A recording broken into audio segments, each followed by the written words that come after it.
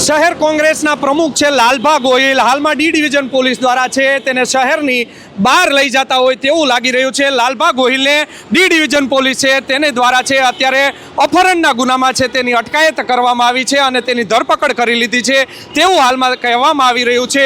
ભાવનગરના જે કાળિયાબીડ વિસ્તારના જે એક વ્યક્તિ હતા, જે ઉમેદવાર હતા, તેના જે પત્ની છે તેમનો આક્ષેપ છે કે મારા પતિનું અપહરણ કરીને લઈ જવામાં આવ્યા છે, પરંતુ આ જે વ્યક્તિ છે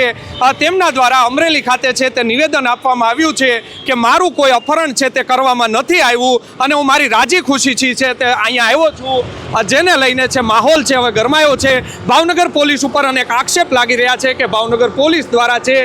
તે અત્યારે છે તે કોંગ્રેસના જે લાલભા ગોહિલ છે, જે પ્રમુખ છે મનોહરસિંહ ગોહિલ, તેમની સામે જે ખોટો કેસ છે તે દાખલ કરવામાં આવ્યો છે। હોર્સ ટ્રેડિંગ ન થાય, આજે ફોર્મ જે પરત ખેંચવાનો છેલ્લો દિવસ હતો